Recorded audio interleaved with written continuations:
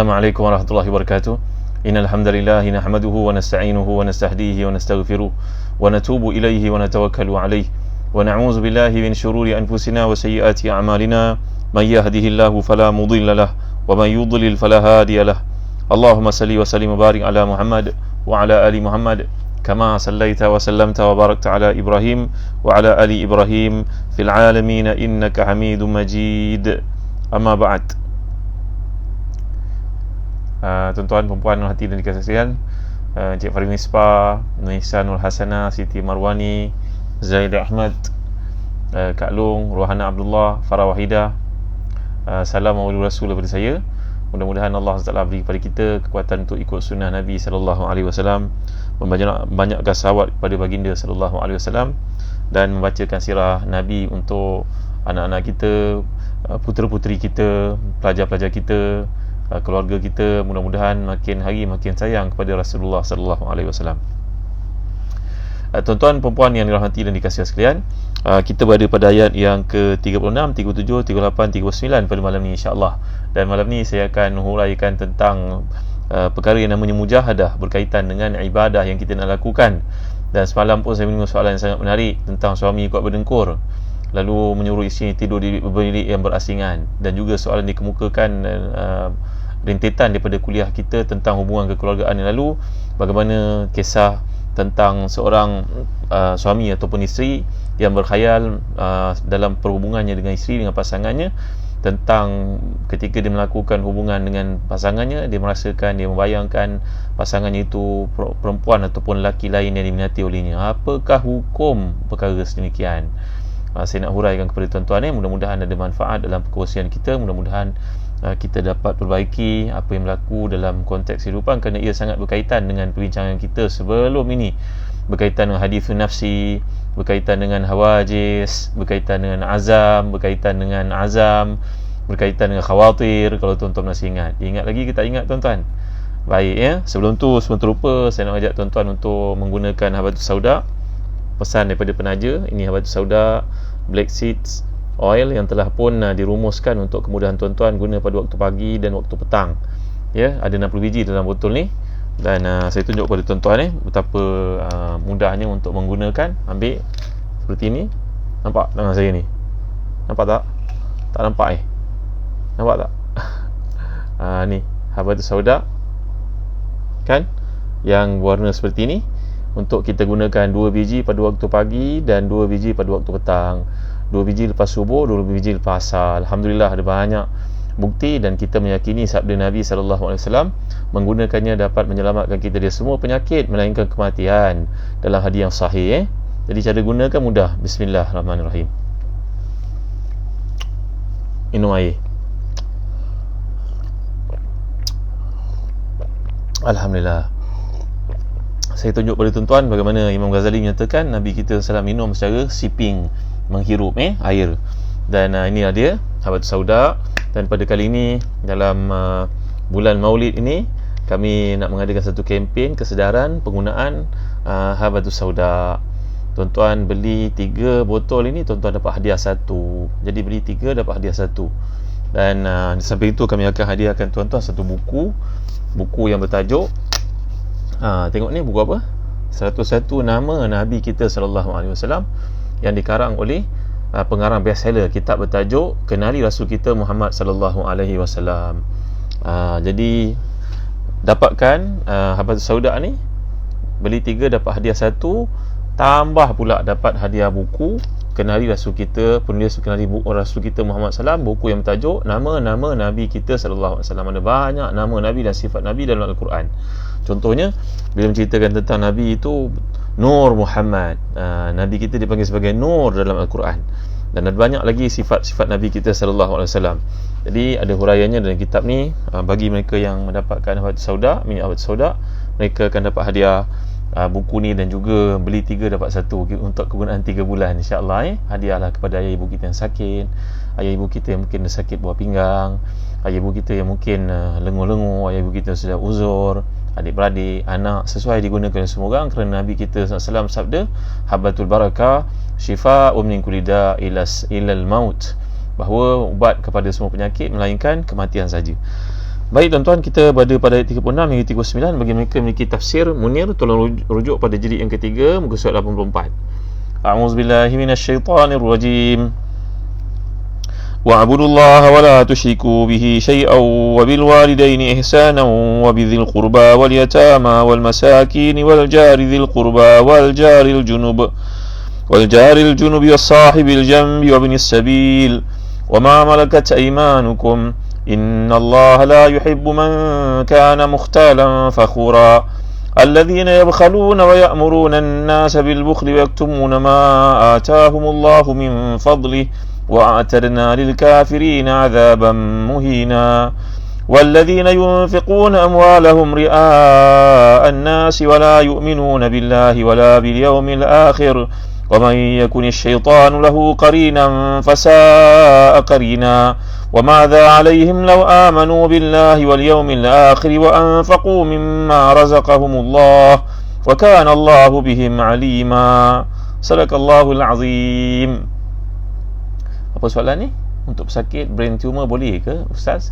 InsyaAllah boleh, kerana ia adalah rawatan kepada semua penyakit, kata Rasulullah SAW, melainkan kematian, sebagai usaha ikhtiar. Di samping ubat yang digunakan, yang dicadangkan oleh para doktor, teruskan guna. Dan kita meyakini sabda Nabi itu bahawa setiap likulli da'in dawa, setiap penyakit itu ada rawatannya. Apabila kena rawatannya, maka kita akan dapat kesembuhan insyaAllah. Mungkin seseorang itu mendapat rawatan selama 99 kali, Allah takdirkan kali ke-100 dia akan dapat kesembuhan. Maka kita jangan berhenti mendapatkan rawatan. Baik tuan-tuan ya, kita lihat pada ayat ini terjemahannya. Dan sembahlah Allah dan jangan kamu mempersekutukannya dengan satu apapun, dan buat baiklah kepada kedua bapamu, kaum kerabat, anak-anak yatim, orang-orang miskin, jiran tetangga dan tetangga yang jauh, teman sejawat, ibnu sabil, hamba sahaya yang kamu miliki.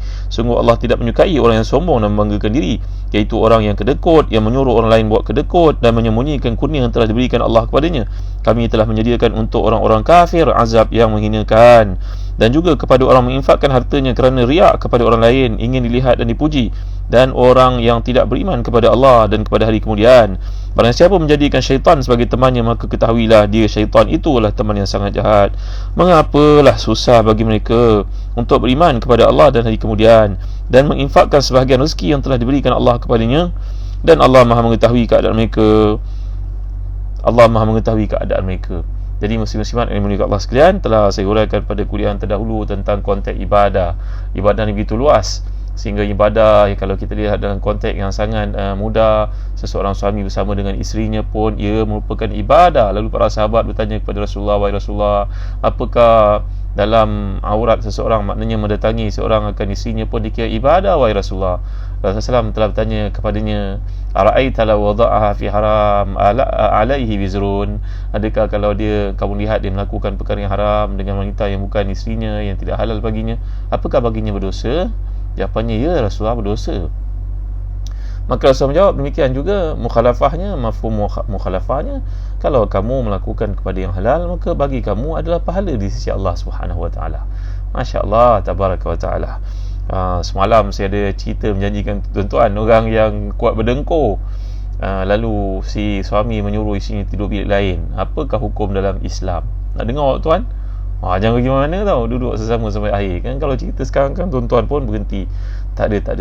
Saya yakin tuan-tuan orang baik-baik yang telah memperuntukkan masa ni untuk Allah, untuk menambah iman ya.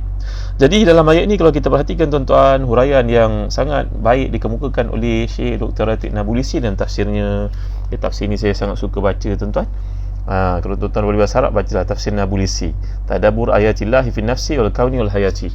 Beliau berkata, kadang-kadang Allah menjadikan orang itu kaya kerana memberi kekayaan itu adalah kerja Allah. Dan kita kena ingat kata Sufyan As-Sawri rahmatullah alaihi, seorang tabi'i, seorang ulama terkemuka pada zaman awal Islam. Beliau berkata bahawa sejak aku membaca ayat walau basatallahu rizqa li ibadihi la baghaw fil ard walakin yunzilu biqadri ma syaa, Allah SWT lah yang maha mengetahui tentang kemampuan hamba-hambanya untuk menguruskan harta. Ada kalangan mereka yang kalau diberikan kekayaan akan rosak dirinya, maka Allah beri kepadanya kesederhanaan. Ada orang yang Allah beri kepadanya kekayaan, kerana sebaliknya kalau dia beri kemiskinan, dia tidak akan dapat jaga agamanya. Maka kata Sufyan Ats-Tsauri, sejak aku baca ini, aku membaca hadis Nabi menjelaskannya, aku tidak pernah merasa hasad kepada sesiapa pun atas kurniaan Allah kepadanya. Aku bersyukur dengan apa yang Allah berikan kepadaku. Jadi kata Al-Imam Nabulsi dalam tafsirnya, kalau kita lihat, Allah beri pada kita peluang untuk melakukan ibadah ni pada setiap orang. Ada orang kaya, maka ibadah itu sangat besar nilainya bagi orang kaya apabila dia menginfakkan hartanya membantu orang yang susah. Berapa ramai pelajar yang terdampar, yang tak dapat beasiswa, sedangkan mereka itu tidak kemampuan. Berapa ramai ibu tunggal yang terpaksa menguruskan anak-anak dan pergi mendapatkan bantuan kerana tidak mencukupi dan mereka tidak memberitahu keperluan mereka. Ya tuan-tuan kena ingat, seorang ulama tafsir terkemuka di Mesir namanya Al-Imam Jamaluddin Al-Mahalli yang menyempurnakan tafsir Jalalain yang hebat itu. Kami dalam usaha untuk menerbitkan tafsir Jalalain di Telaga Biru. Tuan-tuan doakan nanti kita akan baca tafsir Jalalain insya-Allah. Jadi Al-Imam Al-Mahalli ini bersama dengan Al-Imam As-Suyuti menyempurnakan tafsir namanya tafsir Jalalain yang digunakan di pondok-pondok begitu lama Nusantara ini. Tuan-tuan, Imam Mahalli ini seorang yang ulama yang kaya, yang berada, dan beliau telah pun mewajibkan, mentaklifkan atas dirinya untuk membantu orang-orang susah, sehingga kadang-kadang ditampil datang kuliah lambat.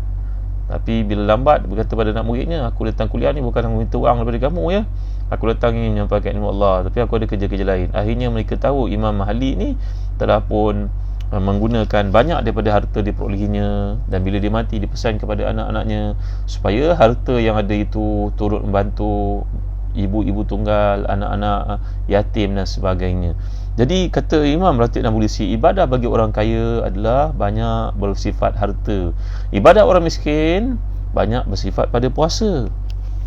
Jadi idza aqamakallahu aliman fal ibadatul ula hiya ta'limul ilmi. Kalau Allah beri kepada kamu pula menjadi orang berilmu, maka ibadah kamu yang paling aula sekali adalah menyampaikan ilmu. Kena ingat tu, kalau Allah beri kepada kamu kekayaan, ibadah yang paling utama bagi orang kaya adalah menginfakkannya, membantu orang susah dan sebagainya.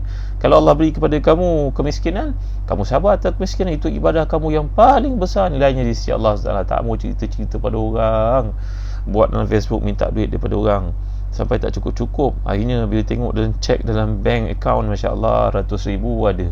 Orang begini macam mana dia nak jawab depan Allah nanti, tuan-tuan Yang Samurah bin Jundab berkata, ingat baik-baik, rezeki kamu yang halal itu dihisap, yang haram itu akan diazab. Yang halal itu dihisap, yang haram itu akan diazab. Awasi dirimu wahai saudara, wahai saudari, pastikan datang ke rumahmu apa yang kamu suapkan makan untuk isterimu, anak-anakmu, dia semua yang halal. Jadi kata Imam Ratib Nabulsi, begitulah. Kamu jadi seorang doktor, ibadah kamu adalah merawat orang. Mungkin kamu mengambil hak kamu yang selayaknya, kemudian kamu lihat ada orang miskin, kamu beri kepadanya consultation secara free, maka kamu menjadi seorang doktor yang telah pun menjalankan tanggungjawab kamu, dan tanggungjawab kamu menjadi ibadah yang besar yang akan bernilai untukmu di akhirat nanti. Jadi tuan-tuan dimuliakan Allah sekalian, demikianlah konteks ibadah yang sangat luas. Kemudian kita telah huraikan juga dalam kuliah yang terdahulu bagaimana Allah meletakkan keutamaan list, priority list ini, prioritaskan hidup kita ni, iaitu yang pertama sekali dengan syirik kepada Allah SWT. Kata para ulama tafsir, syirik kepada Allah ni tuan-tuan ada berbagai-bagai bentuk. Antaranya bentuk yang pertama seperti yang dilakukan oleh orang Arab, ma na'buduhum illa liqarribuna ila Allahi zulfa.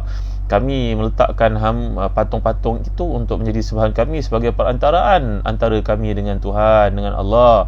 Kerana kami banyak melakukan dosa, patung ni tak melakukan dosa, maka ini adalah syirik kepada Allah yang sangat jelas. Ada pula di kalangan orang-orang yang bukan Islam seperti orang Nasara dan juga orang Yahudi yang telah pun mengambil nabi-nabi menjadi anak-anak Allah. وقالت يهود عزير ابن الله وقالت النصارى المسيح ابن الله ذلك قولهم بأفواههم. Orang Yahudi mengatakan bahawa Nabi Uzair itu anak Allah. Orang Kristian mengatakan bahawa Nabi Isa itu adalah anak Allah. Itu merupakan kata-kata dusta daripada mereka. Dan di kalangan orang Nasara juga, Nasrani menjadikan rahib-rahib mereka ni sebagai Tuhan untuk disembah. Ketika datangnya Tamim Ad-Dari radhiyallahu anhu yang pada masa itu masih lagi Kristian kepada Rasulullah sallallahu alaihi wasallam, lalu Rasulullah telah berkata kepadanya, orang-orang Kristian itu menjadikan rahib-rahib mereka sebagai Tuhan. Itakhazu ahbarahum wa ruhbanahum arbaba min dunillah. Sungguhnya orang-orang Nasara itu menjadikan rahib-rahib mereka, padri-padri mereka sebagai Tuhan yang disembah selain daripada Allah. Maka jawapan Tamim pada waktu itu yang masih lagi belum Islam, kami tidak pernah menyembah padri-padri kami, wahai Muhammad. Maka Rasulullah SAW telah pun menjawab kepadanya berkata, padri-padri kamu menghalalkan apa yang diharamkan oleh Allah, lalu mereka pun mengikutinya. Dan padri kamu mengharamkan apa yang dihalalkan oleh Allah, maka kamu mengikutinya. Itulah tandanya kamu telah menyembah mereka. Jadi menyembah itu bukan setakat menyembah seperti orang Arab menyembah patung berhala, malahan kalau menjadikan satu ideologi, seseorang personality itu lebih besar daripada Allah, ditaatinya, diikutinya, disucikannya, maka itu juga merupakan sebahagian daripada bentuk penyembahan selain daripada Allah Subhanahu Wa Taala. Jadi syirik ini satu-satu dosa yang tidak akan diampunkan oleh Allah SWT. Kemudian tuan-tuan, diingatkan tentang kewajipan buat baik kepada ibu bapa. Dr. Wahab Az-Zuhaili menyebut dalam tafsirnya, tafsir Munir yang hebat itu, cara kita nak buat baik kepada bapa, kita kena ingat selalu tuan-tuan, kalau boleh salin, tulis, letak dalam handphone, ingatkan selalu tuan-tuan ya, buat baik kepada bapa ni, yang pertama sekali menolong mereka dalam apa yang mereka perlukan. Yang kedua, berusaha untuk mewujudkan keperluan-keperluan mereka. Tuan-tuan, kita tengok ibu kita pakai kasut ni tak sesuai, tak selesa, dia takut jatuh, belikan selipu yang baru. Tengok ayah kita kat rumah mungkin nak ikut perkembangan TV sikit-sikit, tak nampak ada TV kecil sangat, tolong belikan yang besar sikit untuk dia dapat tahu. Contohnya tuan-tuan yang mulia Allah sekalian, tengok ayah kita duduk di waktu malam panas, cubalah kita airconkan rumahnya. Maka inilah tanggungjawab yang kita kena mainkan tuan-tuan. Kadang-kadang mereka tidak menyebutnya kerana tidak mahu menyusahkan kita, tapi kita ni janganlah jadi orang yang lurus bendul, yang tidak reti faham, sedangkan apa yang kita lihat itu patutnya membantu untuk meringankan apa sahaja keperluan mereka dan tidak menyakitinya. Kita kena ingat bahawa ibu adalah perantara kewujudan kita di dunia dengan izin Allah Subhanahu Wa Taala. Maka ketaatan kepada mereka telah kita huraikan panjang lebar dalam surah Isra yang lalu. Wa qadara rabbuka alla ta'budu illa iyyahu wal walidaini ihsana. Kita telah bincangkan perkara ini panjang lebar, tak perlu kita ulang lagi tuan-tuan ya. Kemudian Allah juga mewasiatkan kepada kita untuk menjaga hubungan kekerabatan, kaum kerabat, keluarga. Contohnya sepupu kita, adik-beradik kita, sepupu kita daripada sebelah ayah, sepupu kita daripada sebelah ibu, dipanggil dalam bahasa Arab. Kalau pakcik sebelah ayah dipanggil ammun, kalau pakcik sebelah ibu dipanggil khalun, kalau makcik sebelah ayah dipanggil ammatun, kalau makcik sebelah ibu dipanggil khalatun. Ni a'mam dan juga akhwal. Kita kena jaga hubungan dengan mereka ni tuan-tuan dimuliakan Allah sekalian. Raikanlah mereka.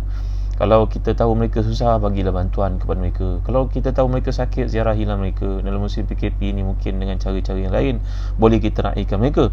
Maka ini merupakan satu tuntutan yang kita kena ingat selalu tuan-tuan, kerana Allah telah menyebutkan di awal surah Nisa yang telah kita baca, ya ayuhan nasu taqu rabbakum alladhi khalaqakum min nafsin wahidah wa khalaqa minha zawjaha wa batha minhuma rijalan katsiran wa nisaa wattaqullaha alladhi tasaaluna bihi wal arham. Kata Imam Qurtubi, doa kita dimustajabkan bila menjaga silaturahim. Andai kita tidak menjaga hubungan silaturahim, maka doa kita tidak dimakbulkan olehnya. Na'udzubillah. Kemudian jaga hubungan dengan anak yatim, sekali lagi ditekankan oleh Allah SWT di sini, iaitu hendaklah kita mengambil berat hal mereka. Di negara kita alhamdulillah banyaknya pengawasan kepada anak yatim, rumah-rumah menjaga mereka. Tapi bukan setakat keperluan jasadiah yang kita perlu tuan-tuan, kita perlu keperluan ilmiah, perlu keperluan di sudut mentalnya. Kalau kalangan kita merupakan guru-guru yang ada ilmu, tolonglah ambil perhatian rumah yatim untuk kita tawarkan usaha kita mengajar mereka matematik dan sebagainya. Ya tuan-tuan dimuliakan Allah sekalian, kalau kita ada kemampuan yang tertentu, mungkin kita boleh buatkan untuk mereka ni gelanggang badminton ke, belikan untuk mereka tempat untuk main pingpong ke, supaya anak-anak yatim ini tu badan mereka sihat tuan-tuan. Kadang-kadang tidak ada orang mahu menjaga mereka, maka tentulah masalah-masalah kesihatan ni kadang-kadang dapat dielakkan dengan cara demikian tuan-tuan. Kemudian buat baik kepada orang miskin, iaitu orang yang memiliki keperluan hidup tapi keperluannya tidak mencukupi. Nanti ada peluang, nanti kita akan bincang surah Al-Kahfi. Wa amma safinatu fakanat limasakin ya'maluna fil bahri fa aradtu an a'ibaha wa kana wara'uhum malikun ya'khudhu kulla safinatin ghasba. Allah menggambarkan miskin lain daripada fakir. Miskin adalah orang yang memiliki pekerjaan tapi tidak mencukupi. Orang fakir itu tidak memiliki langsung ataupun dia ditimpa penyakit. Kata para ulama tafsir, beza di antara miskin dan juga fakir. Kemudian dia ajar kita untuk menjaga hubungan jiran tetangga. Lagi sekali ditekankan tuan-tuan, jiran tetangga ni seperti disebut dalam hadis Tirmizi, walaupun sanadnya dhaif, tapi mereka menjelaskan, para ulama telah mengatakan, menunjukkan kebenaran hadis ini untuk kita amalkan, iaitu tetangga ni, jiran kita terdiri daripada 3 golongan. Yang pertama orang Islam, dekat dengan kita. Yang kedua orang Islam bukan adik-beradik kita. Yang ketiga orang bukan Islam, dekat dengan kita, tetap memiliki hak atas kita untuk kita laksanakan. Bahkan Nabi SAW pun sentiasa menjenguk jiran tetangga baginda yang beragama Yahudi. Bahkan ketika Ibn Umar radhiyallahu anhuma menyembelih seekor kambing, Rasulullah SAW bertanya kepadanya, sudahkah kau hantar sebahagian daripada kambing kau sembelih itu? Dia tengok kau sembelih kambing itu, takkan kau hantar ke rumah dia? Gini akhlak Rasulullah SAW, tuan-tuan. Dan pesan Nabi SAW kepada kita dan amalan para sahabat, kalau kamu masak, lebihkanlah kuahnya. Kerana zaman dahulu mereka tidak ada daging yang banyak untuk dimasak, mereka lebihkan kuah. Kuah boleh dimakan dengan roti. Maka begitu sekali amalan mereka untuk melayani tamu, kerana banyak hadis yang memberikan galakan terhadap itu, tuan-tuan dimuliakan Allah sekalian. Kemudian kita juga telah belajar pandangan Imam Zamakhsyari tentang orang yang pernah ada perhubungan dengan kita. Mungkin orang itu merupakan rakan masa kita belajar, mungkin kita bertemu dengannya ketika buat haji, mungkin kawan-kawan di pejabat, mungkin orang kita jumpa kat masjid, mungkin kita jumpa orang itu di kenduri kahwin, mungkin kita jumpa golongan ini dalam ziarah kita ke mana-mana. Maka golongan ini masuk dalam kategori wasahibil janbi, kata Imam Zamakhsyari, alladhi sahibaka, orang yang pernah bertemu dan berkawan dengan kau. Lagi Allah menekankan di sini buat baik kepada Ibn Sabil, iaitu orang yang tersangkut dalam perjalanan kerana ketidakcukupan keuangannya. Kemudian buat baik kepada hamba saya telah kiaskan isu ni dengan isu pekerja-pekerja kita, tuan-tuan dimuliakan Allah sekalian. Kerana ketika Nabi SAW hampir wafat, Nabi telah pesan, wama malakat aimanukum, buat baiklah kepada isteri kamu yang mana kamu dihalalkan oleh Allah untuk berhubungan dengan mereka dengan nama Allah. Dan kemudian jangan lupa kepada hamba-hamba saya kamu, kerana Allah telah beri mereka di bawah naungan kamu, menjaga kamu. Pada hari ini kita lihat dalam konteks pekerja-pekerja kita, antara kita merupakan majikan, tuan-tuan dimuliakan Allah sekalian. Dan akhir sekali saya telah terangkan kepada tuan-tuan tentang Allah membenci sifat mukhtalan fakhura. Mukhtalan ni datang dari perkataan khail, iaitu kuda. Dan dia juga merujuk kepada perkataan takhayul. Takhayul ni berarti seseorang yang berkhayal. Jadi tuan-tuan hati dan dikasihi sekalian, kalau kita perhatikan, ini adalah antara bahasa Arab. Kehebatan bahasa Arab yang dapat kita lihat, iaitu semua perkara itu mempunyai kaitan dengan apa yang kita lihat dalam sistem yang dipanggil sebagai saraf. Saraf ni satu bab dalam bahasa Arab, nahwu satu, saraf satu. Saraf ni berarti satu perkataan dia mempunyai pencambahan yang banyak. Jadi kalau sebut perkataan mukhtal ni, salah satu perkataannya kata Imam Ar-Raghib Al-Asfahani, iaitu khail, iaitu kuda. Kuda ni punya sifat ego, jalannya tegap, segak seperti itu. Tapi kuda tidaklah bersalah dalam kejadiannya yang Allah bentukkan begitu. Tapi manusia yang buat keadaan seperti ini, menunjuk-nunjuk, nak menampakkan dirinya lebih pada orang, ini merupakan sifat syaitan yang dibenci oleh Allah Ta'ala. Bahkan kata Imam Az-Zahabi, inilah merupakan dosa pertama makhluk terhadap Tuhannya, iaitu sifat takabur iblis ketika Allah Ta'ala menyuruhnya untuk sujud kepada Adam AS, tetapi ditolak olehnya kerana perasaan takabur yang ada padanya. Jadi tuan-tuan, kalau kita lihat perkataan mukhtal ni, kata Imam Ar-Raghib Al-Asfahani bahawa dia mempunyai akar kata yang sama dengan khayal. Kerana pada mulanya orang yang sikapnya sedemikian adalah orang yang sedang berkhayal. Dia merasakan dirinya lebih daripada orang lain, padahal asal usulnya keluar daripada jalan, keluar dengan najis sebanyak 2 kali. Tidakkah itu madai untuk membimbing, membentuk dirinya menjadi seorang manusia yang hina? Hal ata al-insani hinu min dahri lam yakun syai'an madhkura. Tidakkah dia sedar bahawa satu masa dahulu dia tidak pernah dipandang orang? Maka mengapakah ada sifat takabur dalam diri, tuan-tuan dimuliakan Allah sekalian? Jadi mukhtalah datang dengan perkataan khayal. Khayal ni berarti dia berkhayal, merasakan dirinya lebih daripada orang. Dan dia juga berkaitan dengan khail, iaitu khail ni kuda, seperti yang telah saya jelaskan.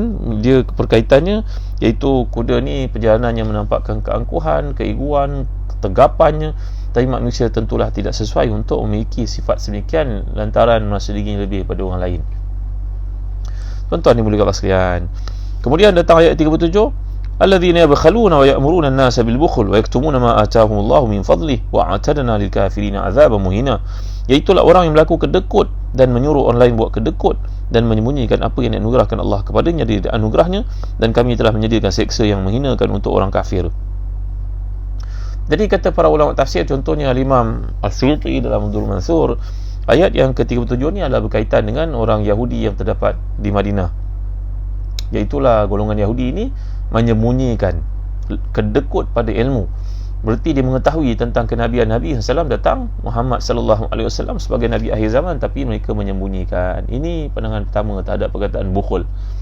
Pandangan kedua, kata para ulama tafsir juga, yang merujuk kepada sifat kedekut untuk menafkahkan harta, kerana orang-orang Yahudi berkata kepada orang-orang beriman, dan berkata kepada orang beriman yang jadi munafiqun, la tunfiqu ala man inda rasulillahi hatta yanfaddu.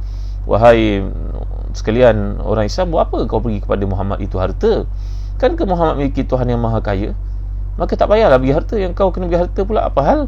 Maka golongan Yahudi ini mengajar umat Islam, dan termakanlah kata-kata mereka itu oleh puak Yahudi, puak munafiqun, dan tas mereka tidak mahu memberikan kepada Islam, memberikan kepada sumbangan kepada Islam, dengan terpengaruh daya palsu si Yahudi yang mengatakan tak perlu bagi infak untuk Islam kerana Allah itu maha kaya.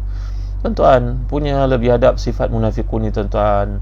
Nanti kita akan bincangkan satu ayat bagaimana kalangan mereka ni buah korma yang sudah jatuh itu pun tuan-tuan.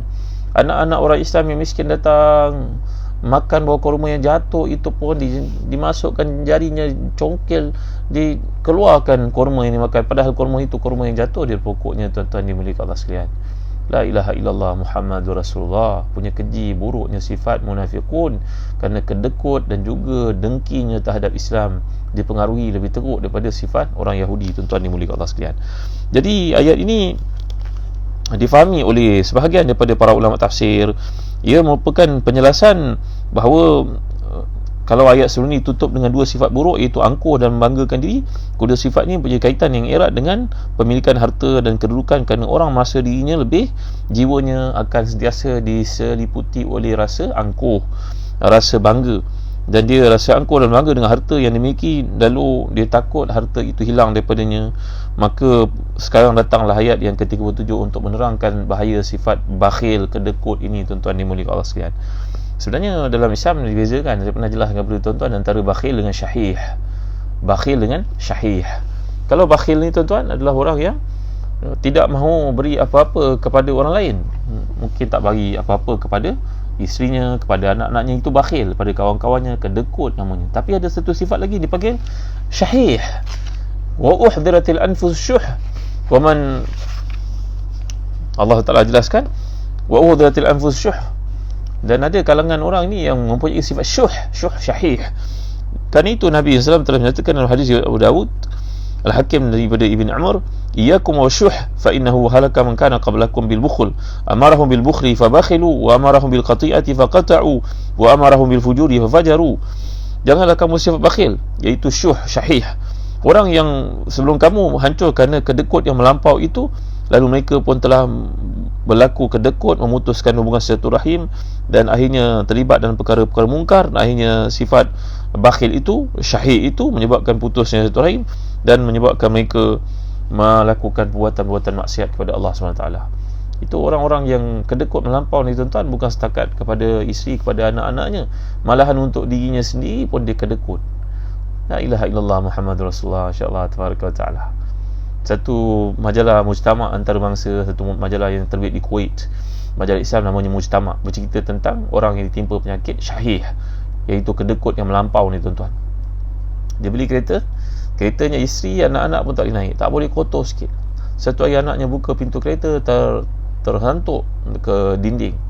Dia lempangnya anak itu tuan-tuan, dia pukul tangannya sehingga tangan anak itu kaku, dan dibawa ke hospital. Ni cerita yang dikemukakan dalam majalah Mujtama', tuan-tuan. La ilaha illallah Muhammadur Rasulullah. Kalau datang adik-beradik ke rumah, maka sangat kedekut untuk mengadakan apa-apa kerakyaan. Dia kalau boleh nak suruh orang tu balik cepat, bukan selalu pun orang tu datang, mungkin 2-3 tahun sekali. Anaknya convocation, kebetulan rumah kita dekat universiti anak itu. Tapi orang kedekut ni tuan-tuan, la ilaha illallah Muhammadur Rasulullah. Maka mereka ini sanggup putus hubungan silaturahim, sanggup untuk melakukan apa saja kemaksiatan demi untuk memuaskan hatinya, maka ini dipanggil sebagai syahih. Syahih ni apabila seseorang itu mampu untuk mempunyai kereta tapi dia tidak mahu mikir kereta, takut duitnya habis, maka dia pun naik motosikal, lainnya kena langgar, aksiden, jatuh, masuk hospital. Tuan-tuan, contohlah tuan-tuan dimuliakan Allah sekalian. Ini sifat buruk yang melampau. La ilaha illallah Muhammadur Rasulullah. Akhirnya duit tu nak buat apa tuan-tuan? Langsir di rumah isi Melayu dah 10 tahun tak tukar. Inilah orang perempuan, dia nak juga ada perubahan, dia yang banyak duduk kat rumah. Tak itu dipakai-pakai. Akhirnya dia banyak buat tuan-tuan. Mati isteri yang dapat duit tu, isteri pun kahwin baru. La ilaha illallah Muhammadur Rasulullah. Kata Imam Qurtubi, kalau seseorang mati, maka dia sudah terputus hubungannya dengan dunia. Tapi nanti bila ada orang yang mati selepasnya berjumpa dengannya, lalu dia bertanya, fulan kau kenal aku tak? Kenal, lu sembahyang ke masjid sekian kan? Oh ya, aku selalu sembahyang dengan bini aku. Macam mana cerita bini aku sekarang? Tahu tak tahu cerita. Maka orang yang mati kemudian tu kata pada kita, bini kau, oh tu bini kau, baru aku ingat. Oh ayah kau nak motor kan, kau pergi masjid kan? Oh ayah, bini kau dah kahwin baru. Dah kahwin baru? Penat aku kumpul harta dia habiskan dengan suami barunya. La ilaha illallah Muhammadur Rasulullah. Itu sebab antara doa Nabi yang pernah saya ijazah kepada tuan, Allahumma inni a'udzubika minal hammi wal hazan, wa a'udzubika minal ajzi wal kasal, wa a'udzubika minal jubni wal bukhli, wa a'udzubika min ghalabati daini wa qahri rijal. Yang ketujuh yang Nabi ajar situ, yang keenam tuan-tuan, minal jubni wal bukhli, pengecut dan juga kedekut. Kedekut yang sangat dibenci oleh Allah Taala ni. Pada-padalah tuan-tuan. Agar kita ni kalau tukar baju setahun sekali atau 2 kali setahun, janganlah kedekut sangat melampau-lampau tuan-tuan. Akhirnya duit tu nak ke mana tuan-tuan? Dia ceritakan dalam Mujtama' yang saya katakan tadi. Seorang lelaki, dia tak boleh mendengar. Makin tua pendengarannya pun merosot. Pergi jumpa dengan doktor. Doktor kata pada dia, kalau tuan bekerja sebagai guru, maka tuan layak untuk dapat bantuan perubatan, maka kerajaan akan tanggung. Tapi tuan kena bayar dululah, nanti kita reimburse duit balik. Oh tak mau, tunggu sampai damage itu makin buruk tuan-tuan, makin tak boleh nak dengar lagi. Akhirnya bila bantuan keuangan bukan berpersen sangat pun, kamu pencen banyak dapat gratitude dan sebagainya, tak boleh, kedekut bukan main. Akhirnya telinga tak dengar. Dah beli alat pendengar telinga pula, beli bateri, bateri mahal, kerajaan tak sponsor bateri, kerajaan sponsor alat itu saja. Akhirnya baru tak mau beli. Akhirnya pekak. Bila pekak, orang cakap lain-lain didengarnya. Dah bergaduh pula suami isteri. Suami isteri kena selalu ingatkan suami, cakap kena menjerit-jerit satu kampung dengar suaranya. Ini ialah kerana kedekut tuan-tuan dimuliakan Allah sekalian. Apalah salahnya, belilah benda tu. Kerajaan dah bagi bantuan untuk adanya apa dia panggil hearing aid. Apa dia panggil? Benda yang boleh dengar telinga tu. Kemudian bateri belilah sendiri. Takkan semua kerajaan nak sponsor. Duit banyak nak buat apa? La ilaha illallah Muhammadur Rasulullah. Masya-Allah tabaraka wa taala. Sifat kedekut yang sebegini tuan-tuan dibenci oleh Allah tuan-tuan. Jadi seterusnya dalam gambaran ayat dikemukakan kat sini bahawa sombong yang dimaksudkan itu merujuk kepada bakhil, yang merujuk kepada 2 keadaan, iaitu golongan Yahudi ketika datangnya Nabi bersama dengan umat Islam ke Madinah, kedekut untuk menyampaikan kebenaran, dia menyembunyikan kebenaran. Dia tidak mahu umat Islam belajar dan jadi pandai, kerana selama ini orang Yahudi adalah orang yang dapat berita dari langit. Mereka dapat kitab Samawi, kitab Taurat. Maka dia takut kalau apa-apa yang dipelajari orang Arab itu akan menyebabkan orang Arab menjadi lebih baik daripada mereka. La ilaha illallah Muhammadur Rasulullah. Masya Allah tabaraka wa ta'ala. Kabarnya banyak bangsa yang maju dalam dunia ini tuan-tuan memiliki sifat seperti itu. Dia takkan ajar orang lain untuk maju. Dia ajar pun sikit-sikit saja, disembunyikan. Tapi time dia mabuk, barulah dia cerita, sebenarnya aku tak nak bagi kau semua. Kalau aku bagi kau semua, besok kau jadi ketua, aku nak jadi apa? Tuan-tuan hati dan dikasih sekalian. Jadi sifat orang Yahudi ni memang dia tidak mahu mengajar. Dan bila dia tidak mahu mengajar, dia nak orang Arab kekal bodoh seperti itu, jadi juhala. Kerana Allah gambarkan orang Arab ni mereka kebanyakannya ummi. Wallazi ba'asa fil ummiyyin rasulan minhum yatlu alaihim ayatihi wa yuzakkihim wa yu'allimuhumul kitaba wal hikmah wa in kanu min qablu fi dhalalin mubin.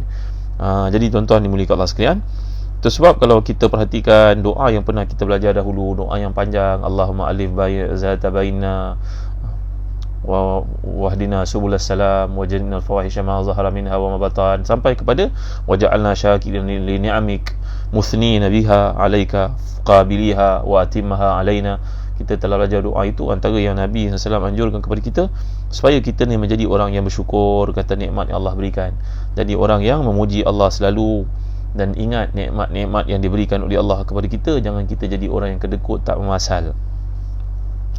Muslim-muslimat hati dan dikasih sekalian, jadi Allah menerangkan sifat orang bakhil ini dia berkaitan dengan orang Yahudi dan berkaitan dengan munafiqun yang buat satu benda nak menunjuk kepada orang.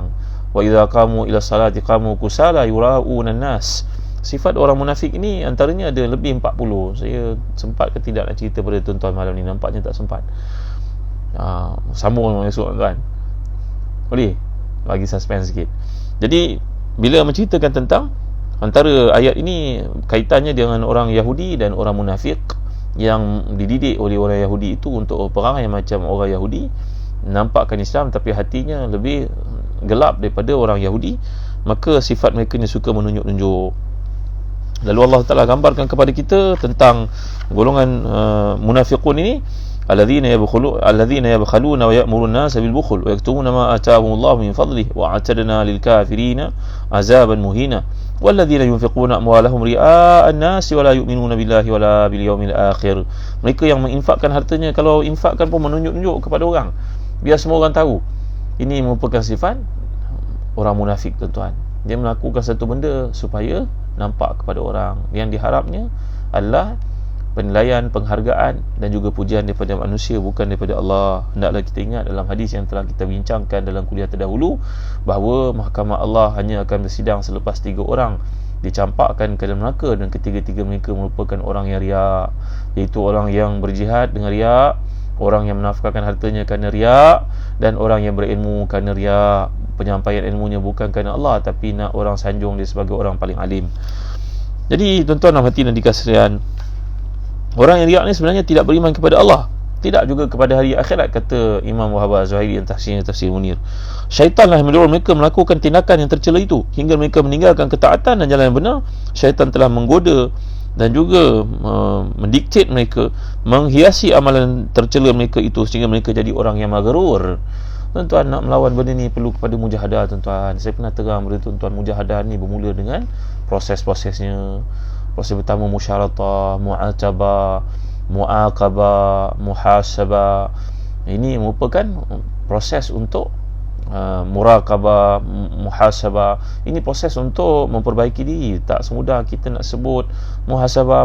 Benda ingredient dia, apa dia punya substance dia kepada muhasabah itu, dia melalui proses-proses yang lain sebenarnya. Kalau kita lihat sikap para a'immatis salaf, ulama-ulama salaf, mereka merupakan golongan yang sangat tinggi mujahadahnya. Sebagai contoh, saya cerita pada tuan-tuan seperti disebut oleh Al-Imam Az-Zahabi dalam Syiar A'lamin Nubala tentang seorang yang bernama Al-Imam Abu Abdullah Muhammad bin Khafif Al-Shirazi, seorang ulama besar daripada Shiraz. Shiraz ni kawasan dekat Parsi, satu masa dulu merupakan tempat Ahlus Sunnah wal Jamaah. Ramai ulama Islam yang lahir kat situ, contohnya Abu Ishaq Al-Shirazi, ulama besar dalam mazhab Syafi'i, yang Imam Nawawi datang untuk mensyarahkan hadis kitab muhazabnya menjadi majmu'. Jadi Imam Ibn Khafif Al-Shirazi ni, tuan-tuan, seorang ulama yang sangat tinggi mujahadahnya, hebat. Seorang ahli sufi, ahli hadis yang serba lengkap, pengetahuannya lengkap. Sehingga hari tuanya, tuan-tuan, tak pernah menguzurkan diri pada salat berjemaah, tuan-tuan. Walaupun di akhir hidupnya dia kena penyakit macam kita ni, list yang sangat ekstrim, sangat kronik, sampai terpaksa didokong, tuan-tuan, anak muridnya, anak-anaknya pergi ke masjid untuk semayang. Tapi sedikit perkataan keluhan pun tidak ada. Tapi hanya doktor yang tahu betapa parahnya penyakit siblis yang dialami itu, tuan-tuan. Allahu Akbar, Masya Allah, Tabaraka wa Ta'ala. Sehingga ada kalangan anak murid ni berkata, Tuan Guru ni sebenarnya telah pun diuzurkan daripada kehadiran ke masjid untuk Jumaat dan juga berjemaah. Kata Imam Ibnu Khafif Al-Shirazi, wahai anak-anakku, andai berkumandang suara azan, hayya 'alas salah, ya 'alal falah, kamu tidak mendapati aku di saf yang pertama ni, carilah aku dekat perkuburan. Allahu Akbar, Masya Allah, Tabaraka wa Ta'ala. Kalau kau tak jumpa aku kat saf ini, carilah aku dah mati dah sebenarnya. Allahu Akbar, la ilaha illallah, Muhammadur Rasulullah. Mujahadah untuk lawan nafsu, tuan-tuan. Kita bila nak infak ni rasa takut, duit tak cukup, takut syaitan ni mengajar kita untuk takut kita.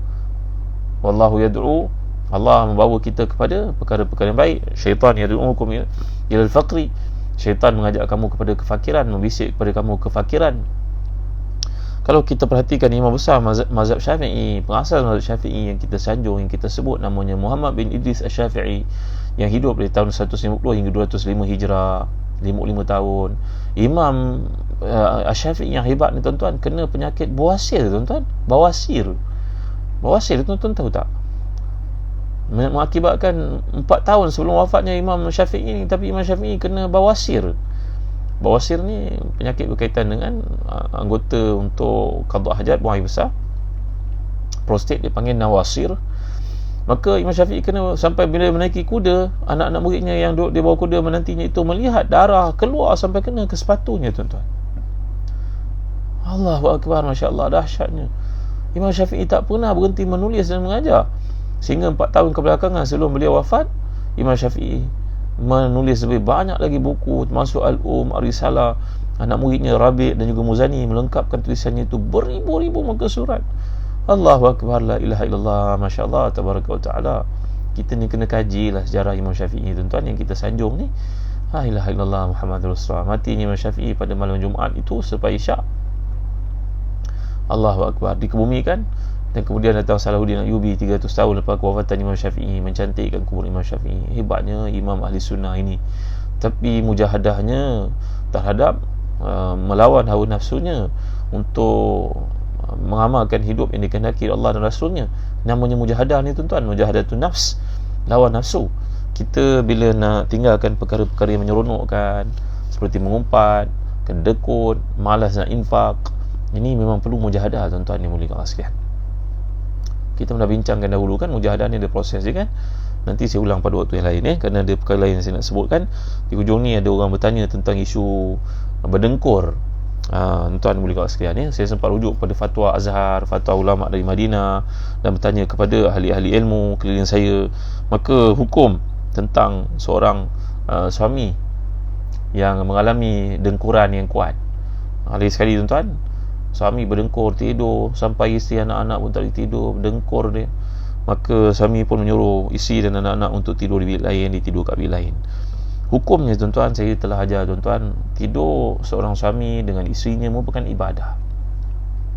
Kan Nabi kita melakukan demikian. Dan semalam saya uraikan, Nabi SAW tidur di atas rusuk kanan.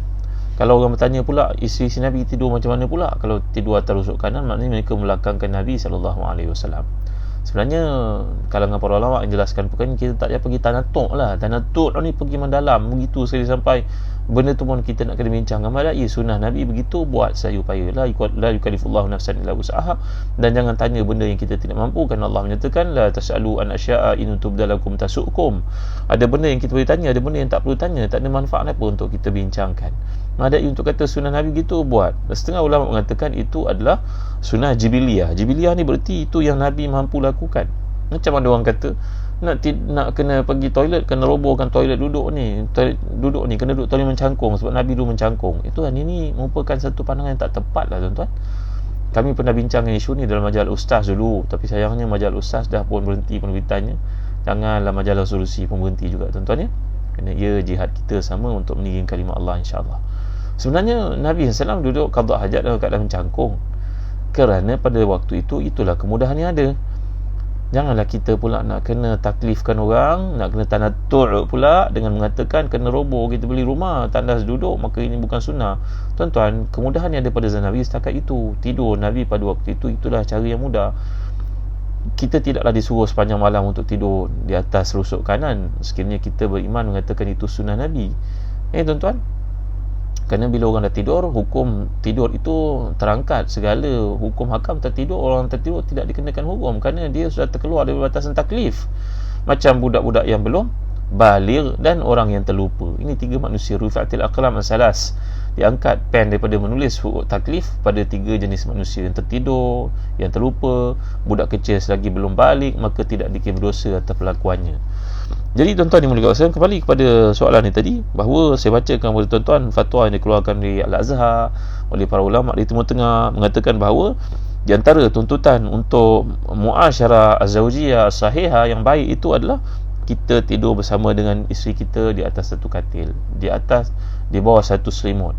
Dan dalam mazhab Hanbali bahkan mengatakan sunnah untuk tidur dalam keadaan tak pakai apa-apa suami isteri. Begitu sekali tuan-tuan pandu kepada hadis Nabi SAW. Wa qala fi Taj wal Iklil di Mukhtasar Khalil, ulama Malikiyah pula mengatakan dalam Sahih Muslim bahawa Nabi SAW mengajar kita untuk tidur bersama dengan isteri, bahkan di bawah satu selimut, di bawah satu kain maknanya satu selimut. Wa amma binisbah lil hatil mazkura fala haraj ala zawj fima fa'al li'annahu bizalika yadhu darar alwaqi' alayhi min at-tanghis alayhi fi nawmi wa rahati.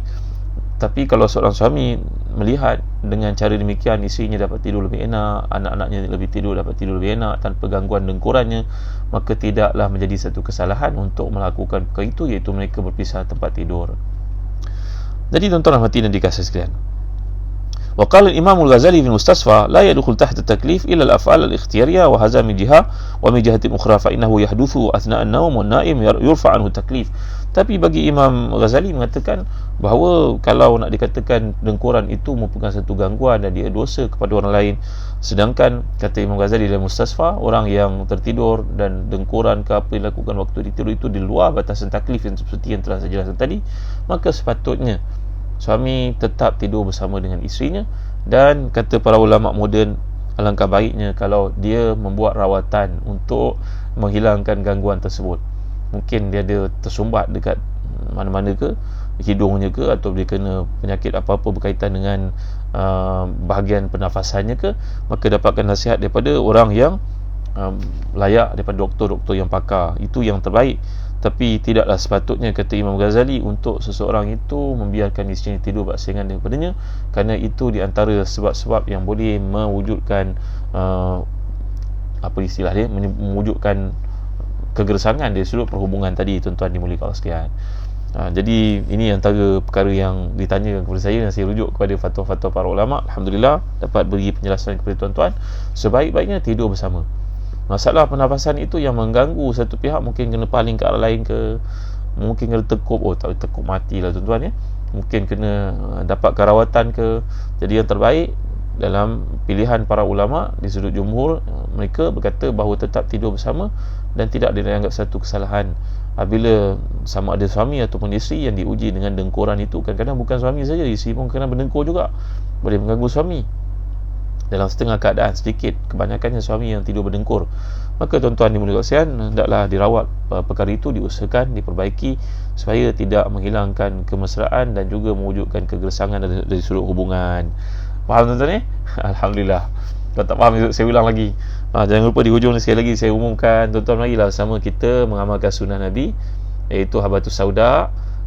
Kita makan 2 biji pagi, 2 biji petang, insya-Allah dia menyelamatkan kita dari semua penyakit sebagai satu ikhtiar. Kan dalam hadis Nabi menjanjikan bagi mereka yang menggunakan habatus sauda selamat daripada semua penyakit melainkan kematian. Bila ajal sudah sampai, maka tiada siapa yang boleh menyekat, menghalang. Tuan-tuan tengok ni habatus sauda yang telah diproses dan dalam keadaan seperti ini, tengok ni. Kan mudah untuk makan. Ya, makanlah sebanyak mana yang boleh, yang kita sanggup. Kunyah pun boleh. Tengok saya kunyah. Bismillahirrahmanirrahim.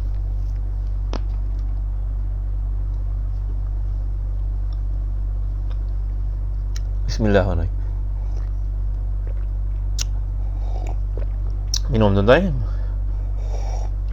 Alhamdulillah. Mudah-mudahan tuan-tuan dapat menyokong dan dengan dapatkan habatus sauda sebanyak 3 botol seperti ini, ya, kami hadiahkan 1 botol lagi, percuma 1, beli 3 dapat 1 lagi. Mana beli 3 dapat 4 lah. Beli 3 dapat hadiah 1, 3 untuk 3 bulan. Kerana 1 botol ini untuk kegunaan sebulan. Dan kami bagi hadiah untuk tuan-tuan, hadiah lagi sebuah buku bersempena dengan bulan Maulid ini. Buku karangan guru saya, sahabat saya, nakib saya semasa belajar dulu, yang pernah menulis buku yang bestseller, namanya Kenali Rasul Kita. Pengarang yang sama menulis buku bertajuk 101 Nama-Nama Nabi Kita.